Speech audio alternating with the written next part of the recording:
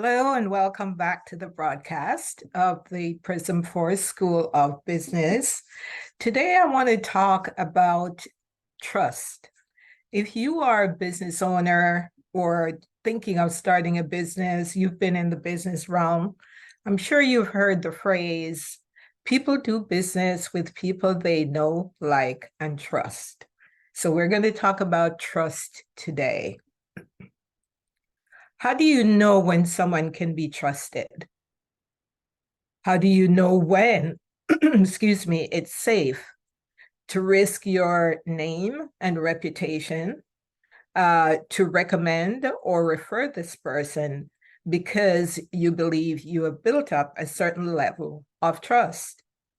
How do you build up this level of trust? And how do you know when that person is deserving of your trust? Is it because you've known them for a long time?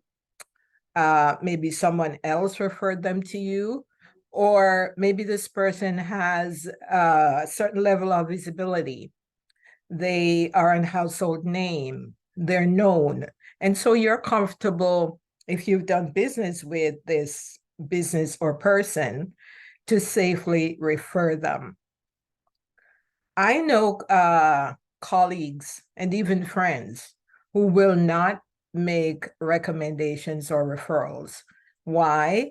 Because they are fearful that if the person they refer or the person or business they refer does not perform to the expectation of the recipient, then they feel as if that would damage their hard-earned reputation. And that is something, if you're in business or just a person in general, you never want to have a perception of yourself out there that you don't know what you're doing, or the people that you know are not of the best character. So you want to be careful about that, just as how they are careful about that, because building a name and a reputation takes time and energy, and you don't want to damage that. So let's go back to trust. If you have known someone for a long time and you feel comfortable referring them, why do you feel that way? For me, I typically judge people in terms of trust, not by how long I've known them. Doesn't matter to me who referred them, because you just never know. And whether or not a person has visibility or cachet or they're in the public eye doesn't mean to me that they are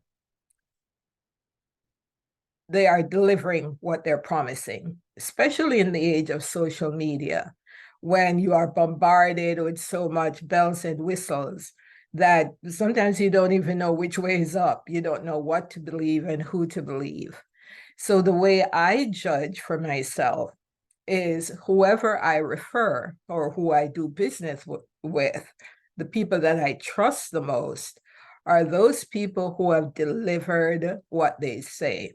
They've put their money where their mouth is, and they have done this consistently over a long period of time, not just a month, 2 months.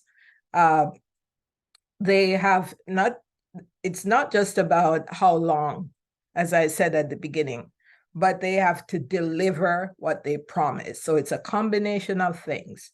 I've known about this person or business for a long time, and I've done business with them consistently, and they've always delivered what they say they're going to deliver. Now, this is not 100% foolproof, because I've had instances where I've recommended people and the recipient has not been happy. And that may not be that the person I referred to didn't know what they were doing or they were bad business people. Sometimes it's just that the person who they're doing the service or delivering a product to have different expectations. And sometimes that can be a problem. So I would say be very careful about who you who you refer, cultivate that relationship and build that level of trust over a long period of time. I know you're thinking, oh boy, how long should I have to do this? Just go with your gut. How long, there's no set time. Just go with your gut. If you've done business with the person or business and they've delivered, they've been consistent over a long period of time, then go ahead and take a chance. But also, what I do is I follow up with the person that I referred them to. So I will follow up and say, hey, I referred this person. How did they do? How was the service? And sometimes the recipient won't even express dissatisfaction. They'll just chalk it up to, it is what it is and move on. But it's always a good thing to know how the person performed. Were they on time? Were they professional? Did they deliver what they said they were going to deliver? And things of that nature. Because even if the recipient decides to let it go, you don't want to continue to refer the person if they're not performing up to par.